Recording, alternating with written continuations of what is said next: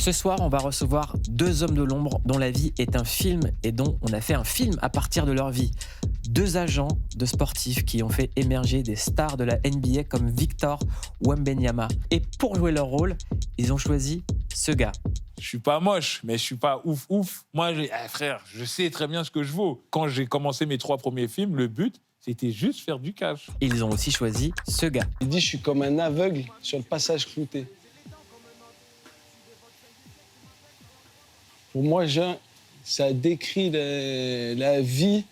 Il n'y a jamais personne qui a capté ce que moi j'ai comme sensation de ce que peut être la vie et l'existence et tout. À la base, ça devait être Thomas N'Djol et Roman Frécinet, mais ils se sont brouillés ici même. 4 fois, je te dis, j'essaie de me concentrer et tu continues, tu me casses les couilles. Vas-y, c'est normal, il y a une petite pression. T'as l'antenne dans même pas 2 minutes. Ça sera même plus moi qui sera assis là, ça sera Mouloud. Bonjour, bienvenue chez Click. Click, c'est l'émission de tout le monde. Tout le monde accueille tout le monde. Le rêve américain, c'est donc un film qui raconte l'ascension de deux agents qui ont réussi dans le basket et qui ont su repérer des futures stars de la NBA.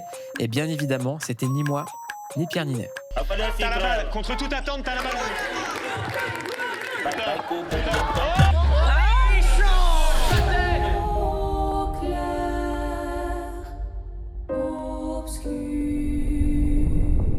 Le rêve américain, c'est vraiment l'histoire de deux amis unis par une passion, la passion du sport et de l'effort.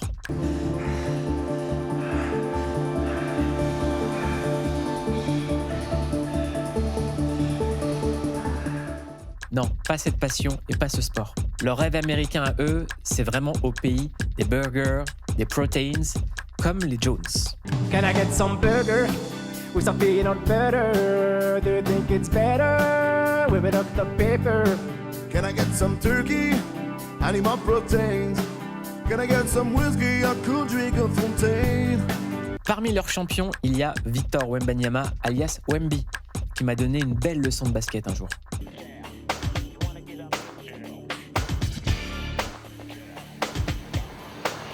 Dans ce numéro de Click, Jérémy Medjana et Bouna Ndiaye vont nous donner non pas une leçon de basket, mais une leçon de vie.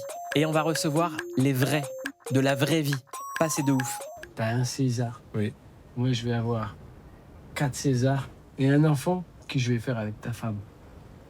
Retire ce que t'as dit. Retire ce que t'as dit. Retire ce que t'as dit, je t'en fous. Retire ce que t'as dit, je t'en fous. Et l'histoire de Jérémy et Bouna, elle est unique.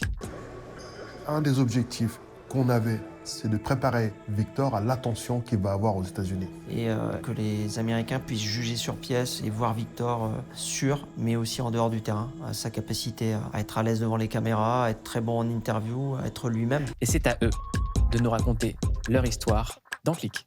À tous et à toutes, abonnez-vous à Click, cliquez sur le bouton et let's go. Comme a dit Bouna, on compte sur vous. C'est une émission exceptionnelle. Cliquez, cliquez, cliquez. Ce soir, un numéro de Click exceptionnel avec deux des agents les plus influents dans le monde, deux agents sportifs dont la vie est un film, et un film maintenant s'inspire de leur vie. C'est une histoire assez incroyable que la vôtre. Bienvenue Jérémy, bienvenue Bouna. Vous êtes l'incarnation du rêve français et du rêve américain. Un film où vos rôles et votre histoire sont joués par Raphaël Quenard et JP Zadi va être, je le dis, un véritable succès, parce que c'est un des films les plus émouvants, les plus beaux, les plus inspirants que j'ai vus depuis des années. C'est un film qui donne de l'espoir et votre histoire, elle est extrêmement émouvante. On regarde la bande-annonce et on raconte votre vie incroyable juste après ça. On va commencer par le plus important. Notre force à nous, c'est le contact avec le joueur. Comment tu veux que je le signe chez une agence qui n'a pas encore sa place en NBA? Tu veux commencer par le haut du panier direct. Faut bien bouffer la glace avant le cornet, non? Tu viens d'inventer celle-là? Ouais. Vous avez pas encore les épaules. Je crois qu'on va commencer par bouffer le cornet. Hein. S'il en abandonne, fasse son riposte. Pas tricher, là. Tu crois vraiment que j'allais laisser une pièce décidée pour nous? J'ai un gars de 2,13 m là, c'est une machine de guerre. Ah ouais, je vous imaginais pas à ce niveau-là de galère, mais ok. We just want to show you our player. Where can I see him play? You have a video? Oh my God. S'il ne calcule pas, il ne rappellera pas, on s'est fait carotter. On s'est saigné, on s'est endetté, on s'est mis dans la merde. Énerve-toi! On va s'en sortir. Et ce film est inspiré de votre vie, Jérémy Ebouna. Vous êtes maintenant à la tête d'une agence qui s'appelle Comsport, qui représente à peu près 180 clients, joueurs, joueuses et également des coachs. Nicolas Batum, c'est chez vous? Oui. Rudy Gobert, c'est chez vous? Oui. Evan Fournier, c'est chez vous? Oui. Victor Wembanyama, c'est chez vous? Oui. Vous avez 6 joueurs en NBA cette saison, 6 joueuses en WNBA. Est-ce que la NBA, ça reste toujours le top et ça reste toujours le rêve américain? Aujourd'hui, l'Amérique ne fait pas trop rêver, mais la NBA fait toujours rêver et ça ne s'arrêtera pas. Parce qu'il y a ce truc de dingue, c'est que quand une équipe remporte les finales de NBA, ils ont une bague de champion du monde. Alors que c'est une ligue américaine, c'est pas le monde. On les appelle les champions du monde parce qu'il y a les meilleurs joueurs du monde. Personne n'a jamais contesté le fait que les champions NBA peuvent battre n'importe quelle équipe dans le monde, voire même les équipes nationales. Donc c'est vraiment les champions du monde. Il y a les meilleurs joueurs du monde. On va s'intéresser à votre histoire parce que le film le raconte d'une manière assez dingue en fait. Moi, si on me dit comme ça, tu vas regarder l'histoire de 2 agents, je me dis que je vais voir un film qui parle de mecs qui font du business, qui s'embrouillent, qui truquent, alors que là, non.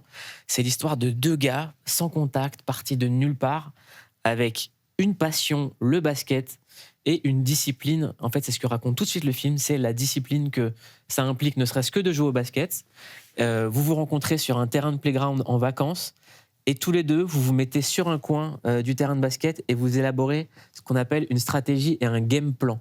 Racontez-moi cette rencontre-là. On dit souvent qu'on est parti de rien, mais en fait, non, on n'est pas parti de rien. On avait quelque chose qui était tellement fort, c'est la passion. C'est la première chose. La deuxième chose, c'est que à 2, en plus à 2 complètement connectés sur nos valeurs, qu'on aime les mêmes musiques, on aime le basket illimité, et surtout on rêvait en grand et on rêvait de la même manière. Et surtout on voulait réaliser nos rêves, mais à tout prix. Et c'est ce qu'on a fait. Vous, Bouna, vous avez 60 ans, vous êtes né en Gambie, vous avez grandi au Sénégal, avant d'émigrer en France à l'âge de 14 ans avec votre famille. Vous arrivez à Grigny, en Essonne. Comment ça se passe, l'arrivée? Et surtout aussi le déclassement pour la famille. Vous avez connu ça? C'est un choc, hein. C'est un choc, je dirais, culturel, c'est un choc social. Parce que quand on arrive à Grigny-la-Grande-Borne, effectivement, c'est pas très joli, quoi. C'est la Grande-Borne, c'est la cité. Grigny, c'est une des villes les plus pauvres de France. Mais sans cette expérience de vouloir s'en sortir, de vouloir regarder que le bon côté des choses, et pas les mauvais côtés, de la drogue, de la délinquance. Et donc, moi, je dis non, ça, c'est pas pour moi. Moi, je voulais jouer au basket, je voulais être Michael Jordan, et ensuite, je voulais devenir le meilleur agent. Et de l'autre côté, Jérémy avait le même rêve, la NBA, le basket, et surtout de vouloir le faire ensemble. Jérémy, vous avez 55 ans, vous avez grandi à Saint-Armand, à côté de Lille. Vous avez eu un coup de foudre pour le basket. Comment ça s'est passé et comment est-ce que c'est arrivé dans votre vie aussi, cette façon de se dire, je peux le faire, je peux rêver en grand? Alors, effectivement, dès que j'ai rencontré la balle orange, j'en suis tombé amoureux à l'âge de 13 ans. C'est un de mes voisins qui m'a emmené à un entraînement. Et comme l'a dit Bouna, cette passion a tout de suite été dévorante. On a voulu effectivement s'entraîner beaucoup. Bon, je me suis pris vite pour Michael Jordan, mais bon, je me suis rendu aussi à l'évidence rapidement. Et après, moi, j'ai joué à un niveau intermédiaire. J'ai joué en National 4. Bouna a joué à un meilleur niveau. Lui, il a été pro. Mais quand on se rencontre sur ce playground, pour revenir un petit peu au début de l'histoire, c'est qu'effectivement, il y a tout de suite ce feeling, on a des passions communes, comme il l'a évoqué, la musique. Il y a beaucoup de choses qui nous rejoignaient. Puis moi, Bouna, c'était un peu mon premier Michael Jordan que je rencontrais en réalité. Donc c'est vrai que voilà, on est tout de suite super connectés. Comment on passe on joue ensemble, on se rencontre sur un terrain, il y a une amitié qui est en train de naître et on veut être agent alors qu'on connaît personne. Racontez-moi la conversation. Vraiment la conversation. Pas les phrases, le destin, tout ça. Ouais. La conversation qu'on voit même pas dans le film, je veux la connaître. Vous êtes à table en disant c'est ça qu'il faut faire. Mais la conversation, c'est que, en fait, il avait une équipe de dunkers. Il animait un événement organisé par Nike au Trocadéro. Donc on se connaissait, je suis allé lui rendre visite, il me regardait jouer, etc. On connectait ensemble. Et quand il a fait ce show-là, je me rappelle, je n'oublierai jamais, on était en dessous du panier. L'événement de ce match, c'était l'événement de la journée, en fait. C'est l'événement le plus fort, où ces gamins-là, ils dunkaient, etc. Et à ce moment donné, on s'est regardé en disant, mais ça, il faut qu'on en fasse quelque chose. Et on a créé une troupe de smatchers qui s'appelle la Slam Nation. Jérémy saura mieux le raconter parce que... Ouais, et puis ça nous a permis, à partir de ce moment-là, effectivement, d'abord de créer quelque chose ensemble. En parallèle, Bouna était déjà un tout petit peu agent, il démarrait le métier. On a décidé de s'associer avec cette vision de se dire, il y a un marché en France extraordinaire, il y a un vivier extraordinaire. Ces joueurs méritent d'être exportés dans les meilleurs championnats européens et évidemment la NBA en tête. On nous prenait pour des fous, hein. Ouais. Parce que quand on parlait de se concentrer que sur les joueurs français, les gens nous disaient, mais vous êtes fous, vous n'allez jamais gagner d'argent. Les meilleurs joueurs sont américains. Donc on parle des années 97, 98, 99, hein, où il y a, je crois, un joueur. Que Tariq. Voilà, un joueur français qui est en NBA, où nous, on dit, on va se concentrer que sur les joueurs français. Alors la Slam Nation, il y a aussi quelque chose qu'il faut préciser, c'est qu'elle nous a permis de voyager partout dans le monde. On sortait de notre cité, on est allé en Chine, on est allé à Moscou, on est allé voir des matchs NBA, on a animé les mi-temps des matchs NBA, on était comme des gamins à United Center. Jordan n'était plus là, mais c'est comme s'il était là pour nous. Et en fait, ça nous a permis de réaliser ce qu'on devait faire pour être vraiment dans la NBA. En fait, ce qui est dingue quand vous en parlez, c'est que si on se projette à cette époque-là, la NBA, on le regardait sur Canal à 2h du matin. J'avais pas Canal, moi d'ailleurs. Il fallait que j'aille chez un voisin la nuit et on a réveillé sa mère plusieurs fois parce qu'on criait pendant les finales. Et je faisais pareil. On n'avait pas l'argent pour payer le décodeur. Pour voir les matchs, donc on squattait chez des potes toute la nuit. Et est-ce qu'on peut mesurer l'impact culturel? Est-ce que vous le mesurez, vous, l'impact culturel de ces matchs qui passaient à 2h du matin sur Canal avec la voix de Georges Eddy? Mais bien sûr, Georges Eddy, c'est la voix du basket. Il nous a fait rêver. Quand on est sur les playgrounds, on l'imitait. Oh là là là là là là. et en fait, on mimait notre passion tous les jours. On buvait du basket, on mangeait du basket, on dormait du basket. On n'arrêtait pas. Et au même niveau. C'est-à-dire qu'à partir du moment où on s'est connecté, en fait, j'ai rencontré une personne qui était le miroir. Le miroir, quoi. On pensait de la même manière, on rêvait de la même manière, et on avait les mêmes objectifs, et c'est arrivé toujours en même temps. Comment vous avez réussi à convaincre votre premier joueur en disant on va être agent, on va faire quelque chose ensemble? Il fallait qu'on arrive à, on va dire, plus ou moins masquer notre situation sociale, parce qu'on n'avait rien, on est parti de rien. Et donc, c'était l'énergie. C'est-à-dire... le cœur. Voilà, on voulait montrer aux joueurs qu'on les aimait et on les aime jusqu'à aujourd'hui. Comment montrer à un joueur qu'on l'aime alors que tout le monde doit lui faire la cour en disant je vais être le meilleur agent, je vais faire quelque chose de toi? Ça, c'est nos personnages. Hein. Je pense que s'il y a une chose... Déjà, on est authentique. On n'a jamais joué... un rôle, d'accord? Oui, on a loué des voitures pour venir montrer une meilleure image de soi-même, mais ça, c'est normal. Ça fait partie du jeu, parce que le métier d'agent, c'est aussi avant tout un métier... En tout cas, il faut qu'on ait une belle image, et c'est vrai qu'on a toujours réussi à trouver des superfuges pour pouvoir, dès le début... Parce que moi, c'est assez marrant, les gens, ils ont toujours eu l'impression que j'ai eu de l'argent, que j'avais de l'argent à l'époque, et alors que j'en avais pas, mais je m'arrangeais toujours pour être propre sur moi, et puis on s'est débrouillé à côté, on a toujours réussi à faire en sorte que... Voilà, les petits boulots. Est-ce qu'elle est vraie, la scène dans le film où on vous voit devant un hôtel, dire merci à quelqu'un, partir dans une voiture un peu chère, et de revenir... On a même mieux fait mieux que ça, puis on a eu un Abouna raconte l'anecdote avec Nicolas Batum. Nicolas, qui a vu le film, nous a appelé directement en disant « T'as une incroyable histoire, mais je suis tellement fier de... On s'est choisi et en fait, on est fait pour avancer ensemble. Mais c'est pas fini, on va aller jusqu'au bout. Mais j'ai une question quand même. Est-ce que quand vous êtes venu chez moi, la BMW, donc il précise, la BMW, vous l'aviez louée? Je suis désolé de te dire, Nicolas, oui, on l'avait louée, c'était pas à nous.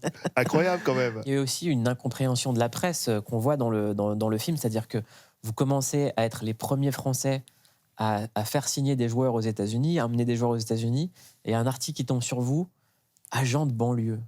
L'article, bon, je l'oublierai jamais. En fait, en gros, l'article disait déjà qu'on venait de la banlieue et qu'on s'occupait que des Noirs et des Arabes, ce qui était faux, hein, parce qu'on avait des joueurs... Oui, mais c'est ce que je voulais dire dans ma question, que c'est ça le sous-texte, en fait. Voilà, et qu'on était illettrés, alors qu'on est éduqués. Moi, j'ai un bac +5, Jérémy, voilà, pareil. Donc c'était un... Je sais pas si c'était un jugement ou alors une image qu'on donnait parce que tu as un black et un blanc qui sont ensemble en train de représenter des joueurs qu'on voulait nous réduire. Mais en même temps, cet article nous a motivés, comme tous les échecs qu'on a vécu toutes ces années, pour pleurer, se relever, rebondir et aller encore plus fort. Et aujourd'hui, voilà, merci. On est à l'époque, tu sais, des fausses phrases inspirantes, des faux trucs de motivation, où des gens qui n'ont pas fait grand-chose donnent des conseils comme ça. Sur les réseaux sociaux, vous devez en voir passer plein, des trucs. sûr. Vous avez fait des grandes choses. Et vous parlez très très peu, donc je suis content de pouvoir parler avec vous. Et dans le film, il y a plein de proverbes qui sont inspirés de vous. J'en ai noté un ou deux. Vous allez juste me dire ce que ça vous inspire. Il y en a un que j'adore, c'est « Qui boit la tasse finit par apprendre à nager ». À quel moment dans votre vie vous êtes dit ça ? À plein de moments. C'est-à-dire qu'à un moment donné, quand le joueur il nous trahit, nous, on prend ça comme une trahison parce qu'il se passe des fois 10 ans. Quel joueur ? Beaucoup de joueurs. Beaucoup de joueurs vous ont trahi, d'accord. Beaucoup de joueurs. Il y a plus d'une dizaine de noms, voire une quinzaine de noms, où on estime qu'on a impacté la vie du joueur en l'aidant, en l'accompagnant avant qu'il devienne qui que ce soit. Et quand il devient quelqu'un, il y a des questionnements qui se posent sur nous qui n'ont pas lieu d'être. Voilà. Donc, si tout va bien, pourquoi tu changes ? Voilà. Donc, parce qu'avant de nous connaître, des fois, les joueurs sont inconnus. Donc, on estime faire notre travail au mieux parce qu'on est tellement concentré sur la réalisation des rêves de nos joueurs que derrière, quand on boit la tasse et que ça fait mal et que ça pique là, et on n'arrive pas à respirer, derrière, on respire un bon petit coup. Le soir, on pleure un bon petit coup. Et le lendemain, on respire à plein air et on y va, et on y va, et on remet notre énergie sur ceux qui croient en nous. Autre phrase, le bambou qui flanche est plus fort que le chêne qui résiste. C'est Jérémy, ça, qui sort des phrases. Voilà, Jérémy et Raphaël, c'est les deux là, à sortir des parce phrases. qu'en fait, le seul petit paradoxe avec le film, on va dire, c'est que c'est moi qui ai plutôt l'habitude de sortir des phrases comme ça, qu'en fait, et en réalité, dans le film, c'est plutôt Jean-Pascal. Et l'image du chêne, c'est que, en fait, ce qu'on avait à l'intérieur de nous, qui est toujours là aujourd'hui, on ne peut pas le casser. On ne peut pas nous l'enlever. On a ce truc-là déjà de vouloir être nous. C'est-à-dire qu'on est nous. On est là, on n'est pas en train de jouer un rôle, on n'est pas agent, on est nous, Jérémy et Bouna. Et qu'on a une force intérieure, cette passion et cette croyance en nous qui est tellement forte et qui est la même que même en prenant des coups de bâton et des revers et des croche-pattes, ça ne change pas qui on est, on sait qui on est. Et quand le joueur se rend compte de l'intensité de notre amour pour lui, de notre croyance dans son rêve, quand ils ont cru en nous, ils sont allés très très loin. C'est quand le dernier coup dur où vous avez dit là, je peux pas flancher, il faut que je continue. Parce que c'est ce qui est dingue dans votre histoire, c'est vous continuez, vous continuez, vous continuez, vous continuez. Et ça peut être professionnel, personnel, parce que tout est mélangé dans votre histoire. Je dirais, on veut pas aujourd'hui attaquer une personne. Souvent, ils sont jeunes, ils ont plein de pression. Les familles aussi, des fois, sont dans d'autres missions. Et donc, on a perdu 2 joueurs cette année, d'accord ? Dans les derniers 12 mois. Oh, ça fait mal. Ça fait mal. Et là, on se regarde, on dit, mais en fait, on peut prouver. Et au final, on va toujours vivre ces moments-là où on se questionne sur la loyauté. Mais la loyauté, elle existe. On a ces joueurs, Batum, 22 ans. 22 ans. 22 ans qu'on le représente. Ouais. Gobert, 18 ans ou 17 ans. Ouais. Victor. Ça fait déjà 9 ans, alors que Victor, il est très jeune. Ouais. Et donc, Fournier, pareil, Yann Maïmi, qui a sa retraite aujourd'hui, ce matin, on a passé 2 heures ensemble aujourd'hui même. Et il me dit, t'as encore tout entre tes mains, hein, parce qu'on est en train de travailler sur son après-carrière, enfin, il est déjà dedans, et on est liés, quoi. C'est-à-dire qu'on a passé 8 heures depuis une semaine avec lui, cette semaine. Même question à Jérémy. Dernier coup dur, personnellement, moi, c'est la perte de ma maman. C'est effectivement la pire des choses qui pouvaient m'arriver, mais même si je m'y attendais. Parce que nos mères, on a la chance avec Bouna. Alors, Bouna a encore sa maman, et nos mamans, elles ont été centrales dans notre éducation. En plus, on a grandi qu'avec nos mères. Et elles nous ont donné une éducation et des valeurs qui sont celles qui transpirent à travers le film. Et c'est pour ça qu'on ne pourra jamais les remercier assez. Et on lui rendra un dernier hommage demain à ma maman avant qu'elle parte définitivement. quand on voit ce que vous venez de traverser, ce que tu racontes, Jérémy, et la façon dont vous êtes soudés, est-ce qu'il y a des moments où ça a failli flancher entre vous? Jamais. On a toujours été d'une solidarité sans faille. On a toujours accepté. Moi, des fois, Bouna, il peut effectivement ne pas répondre rapidement, et ça m'en fout, parce que moi, c'est l'inverse.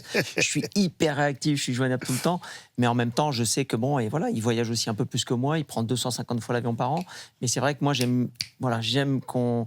Et c'est vrai que ça, c'est quelque chose avec lui, des fois, je peux appeler Fatou, du coup, pour essayer d'avoir Bouna, et du coup, ça rend un peu fou Fatou. Tiens, c'est Jérémy. Réponds, Jérémy. Mais on a accepté nos différences. C'est-à-dire que la richesse, déjà, on a compris que seul, on ne va pas loin. Voilà, qu'à deux, on peut aller tellement plus loin. Hein. Et deuxièmement, c'est la complémentarité. Puis l'intelligence. Voilà. En fait, moi, j'ai toujours le chaud, le froid. Ouais. C'est vrai que c'est une complémentarité, mais je sais, moi, par exemple, me mettre dans mon rôle de celui qui va être des fois un peu plus dans l'ombre. Voilà. Et ça, mais tout s'est fait naturellement. Alors que pour une question d'ego, j'aurais pu dire non, attends, là, j'aimerais bien moi me mettre en avant, mais jamais en fait. Il n'est pas dans l'ombre, Jérémy, t'es là. Oui, t'es mais là, tu comprends ce que je veux dire, Bouna. Tu comprends ce que je veux dire. On est là à deux, bien sûr. Mais je suis pas d'accord. Je peux attester qu'on part une fois avec Jérémy, on s'en souvient toute sa vie. Ouais, c'est une complémentarité. Et franchement, pour rien au monde, je le change. J'aimerais qu'on écoute Victor Wembanyama et qu'on parle de lui juste après cet extrait.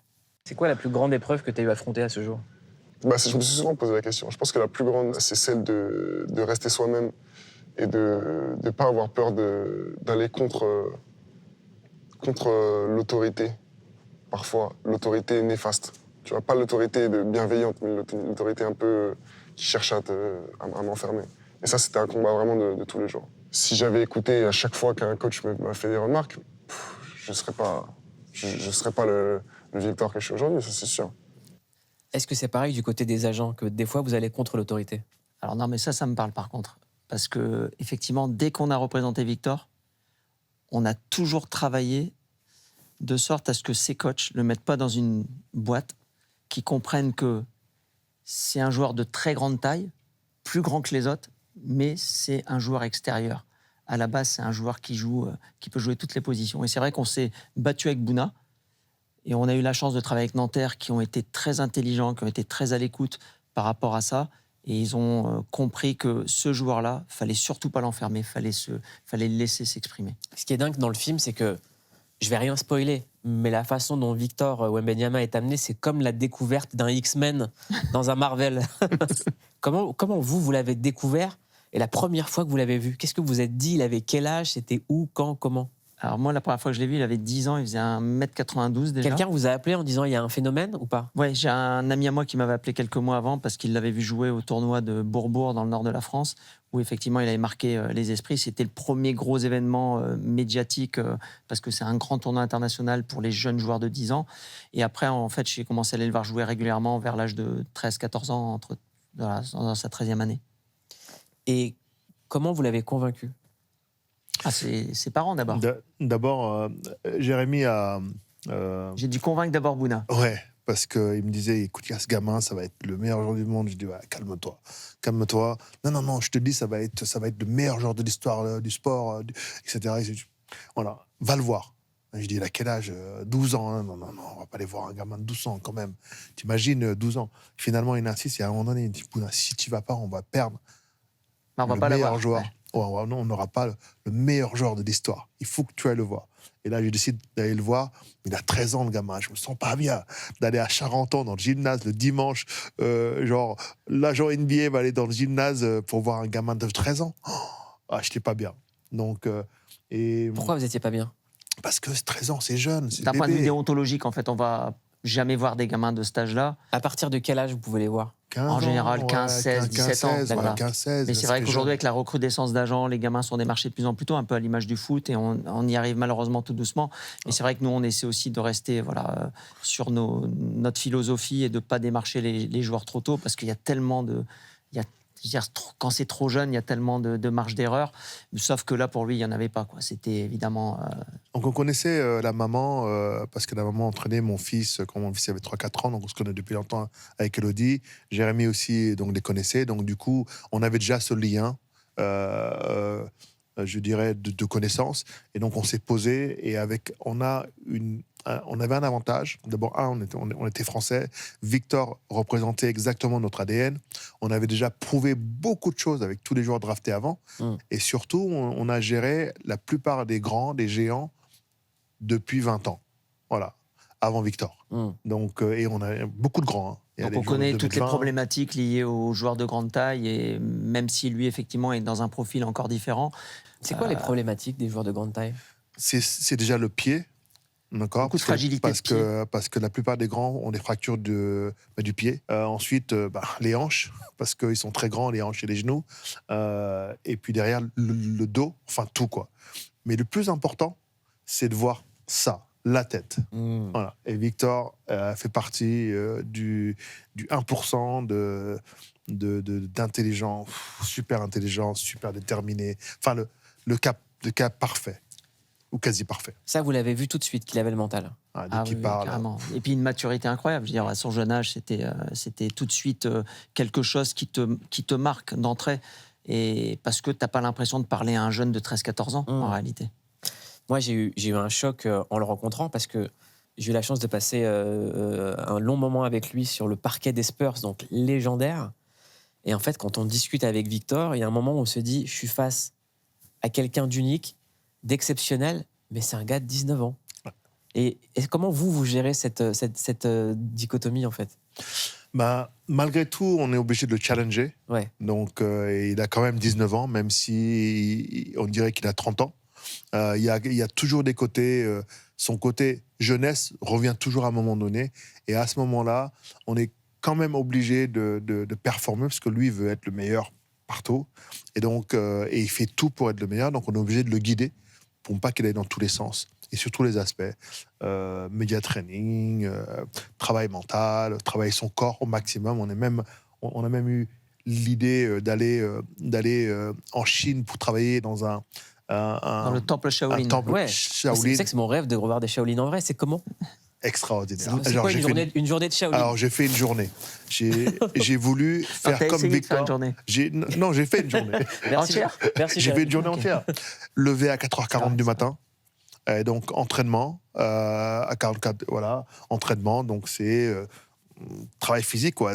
Kung Fu, etc. C'est une école de Kung Fu. Ils sont 1000 élèves Shaolin.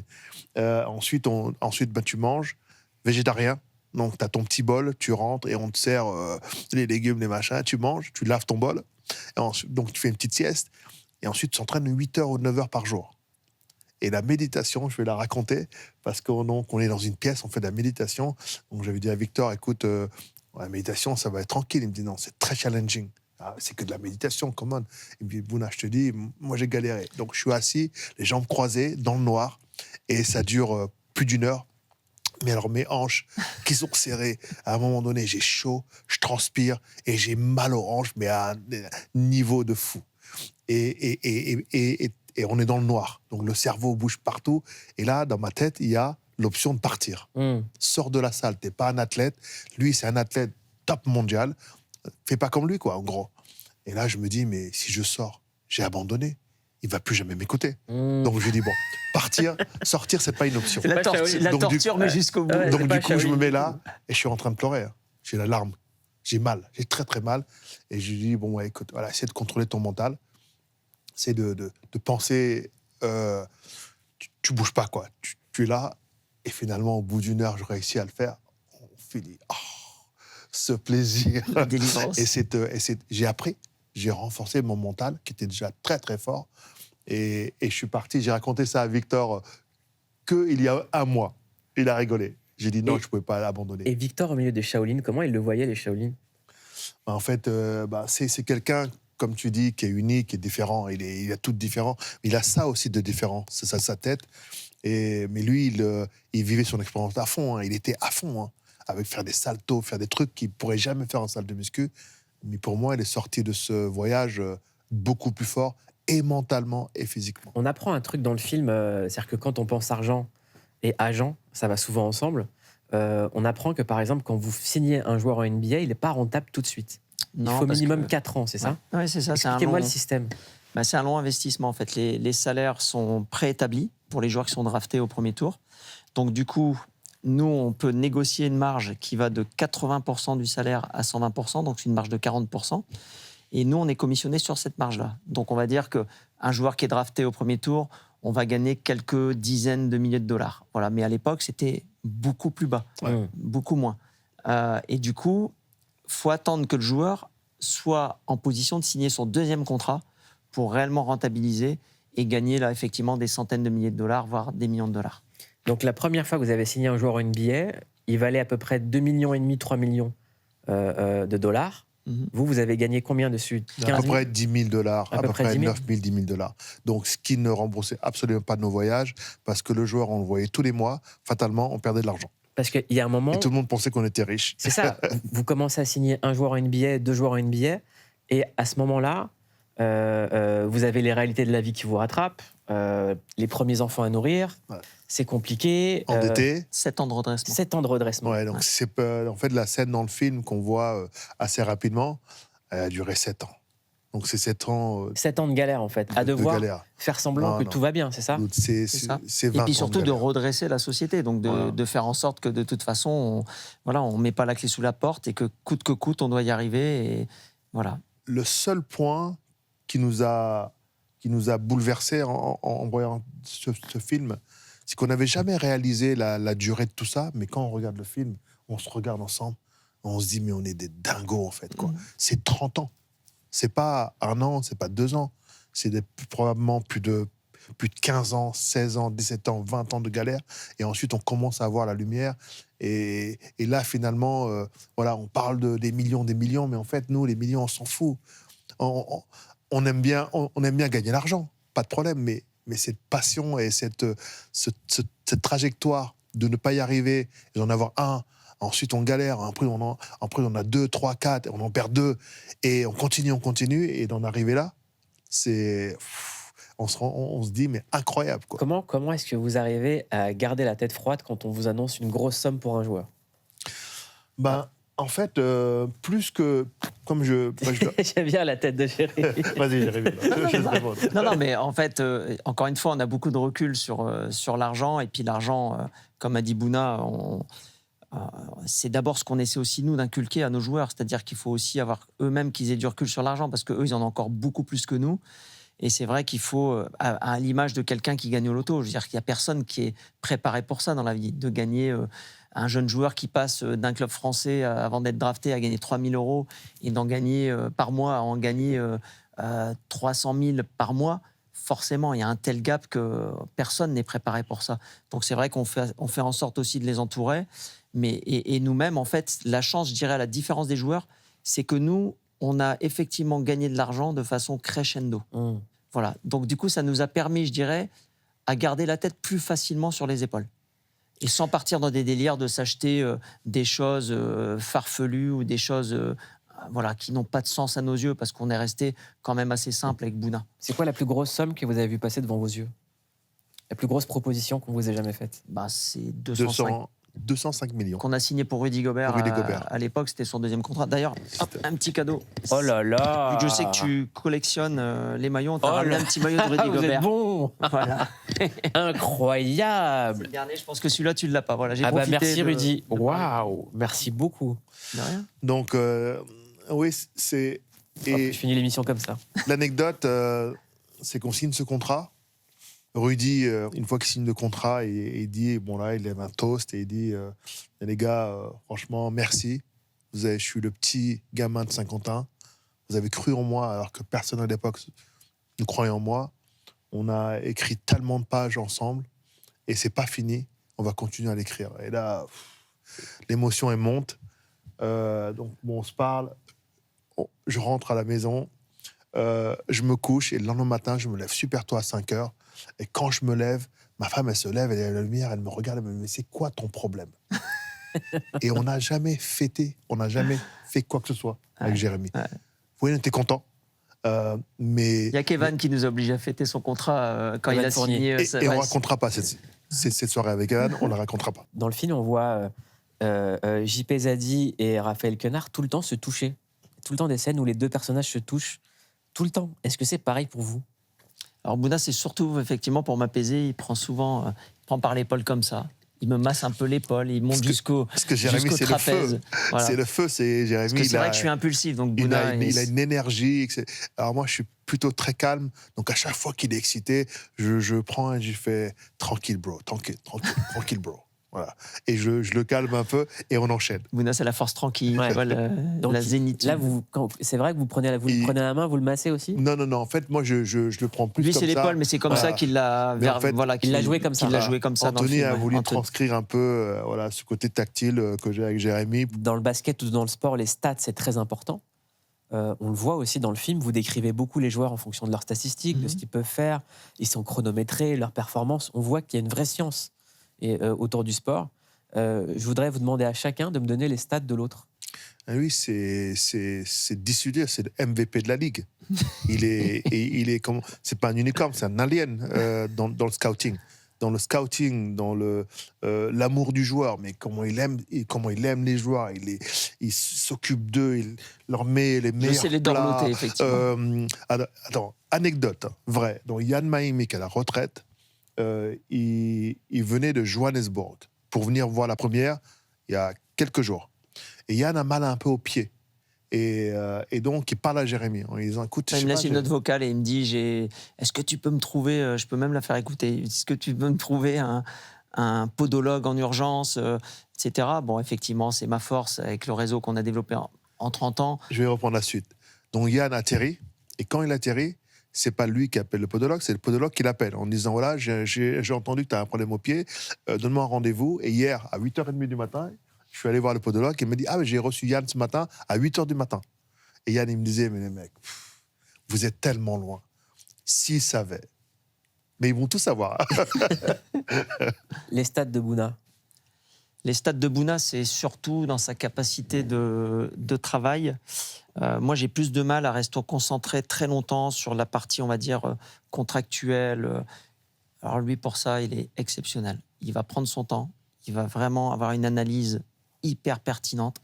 Il va toujours trouver le truc à améliorer, la clause à changer. Voilà, là-dessus, il est vraiment...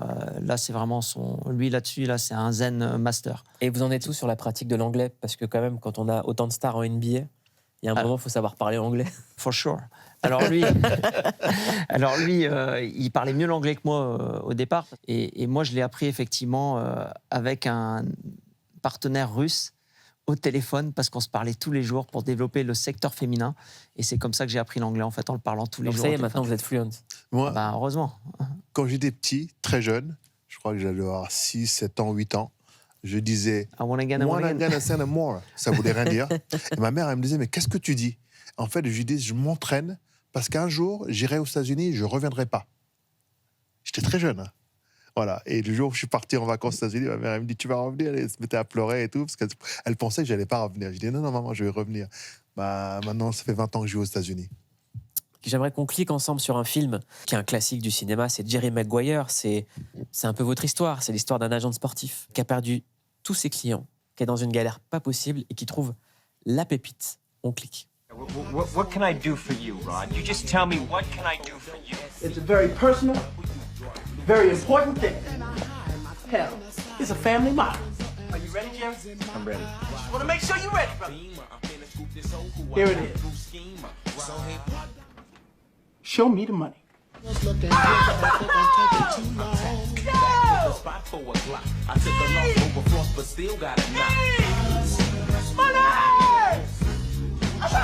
Jerry, does that make you feel good just to say that?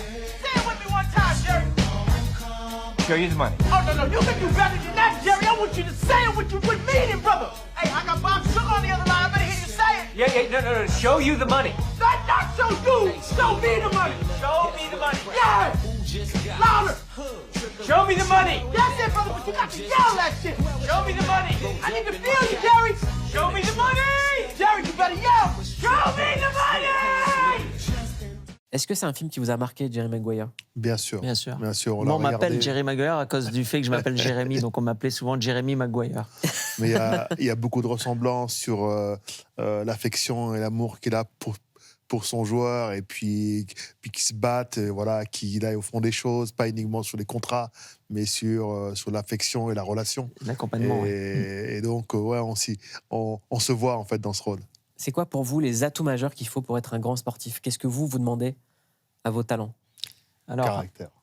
évidemment, du caractère, de personnalité, la capacité de travail, et puis évidemment des qualités aussi qui doivent être propres à ton sport. Hein. Dans le basket, c'est un sport de grand, hein, sinon je serais peut-être pas dans le fauteuil.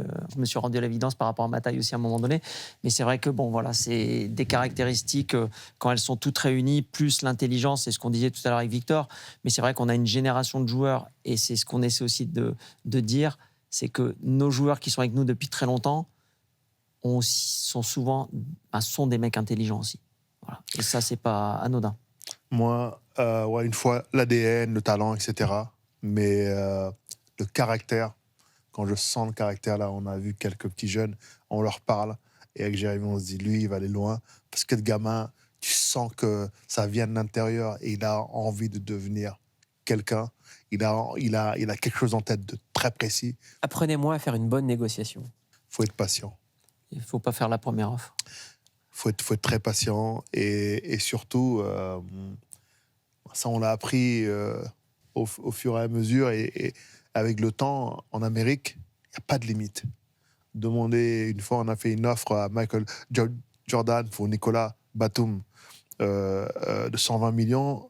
Michael, il a dit « Bouna, I'm Michael. I never made that money. » Donc, il n'a jamais gagné 120 millions de contrats, parce qu'à l'époque, ce n'était pas ces montants-là. Ouais. Et on lui a répondu, parce que tu es Michael, on te donne 5 minutes pour signer Nicolas Batum. Et on est sorti de la pièce.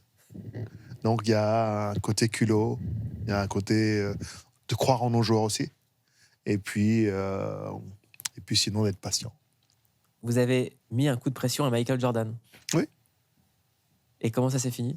On a signé 2 minutes après. Ensuite, Nicolas, non seulement a été à Charlotte, mais en plus signé avec Jordan Brand. Donc, il l'a signé en tant que joueur chez... Et pourquoi il ne faut jamais faire une offre en premier? Parce que tu ne te mets pas en position de force. C'est toujours bien de voir déjà... ce qu'ils proposent. Ce qu'ils proposent, où ils mettent le curseur. Et puis voilà, nous, on a toujours de toute façon notre idée. Puis en fonction... Après, il faut aussi avoir une certaine cohérence. C'est-à-dire qu'évidemment, on connaît... par exemple, en NBA, un joueur comme Victor va être sûrement amené évidemment à gagner le max. Tu ne peux pas demander au-dessus du max, parce que pour lui, on l'aurait demandé dès le départ quand il est arrivé en NBA, parce qu'on l'a même évoqué avec les dirigeants de la NBA. On a dit pour un joueur comme Victor, il ne devrait pas y avoir de contrat rookie. Il faut écouter, tu peux être surpris déjà. Avec quelqu'un qui arrive en disant moi, je te propose ça. Très bien, ce n'est pas vraiment ce qu'on avait en tête, même si c'est au-dessus de ce qu'on espérait. On ne sait jamais. Et c'est quoi un mauvais négociateur? Est-ce qu'en face de vous, vous avez déjà des mauvais? Bien sûr. À quoi reconnaît un mauvais? Un mauvais négociateur, c'est quelqu'un qui arrive avec que des arguments négatifs. Ça nous est arrivé dans une négociation où la personne arrivait en disant oui, mais ton joueur, il a tel problème, tel problème, tel problème, tel problème. Voilà, on s'est levé, fait écoute, comme t'aimes pas le joueur, on va arrêter de se parler. Et on est parti. Il était mal. Et donc, il dit non, mais parlons de pourquoi tu veux le signer et pas pourquoi tu veux pas le payer beaucoup. Ou quelqu'un qui panique. Voilà, on sait qu'il y a des dirigeants managers de clubs qui vont paniquer rapidement, et on le voit, on le sent, et qui vont effectivement te donner tout de suite ce que tu veux en réalité. En tout cas, ce que vous voulez, vous l'avez eu, vous avez eu la vision depuis le début, ça fait 30 ans que vous êtes ensemble, votre histoire, c'est une leçon de vie, et il y a un film à aller voir absolument, c'est Le Rêve américain,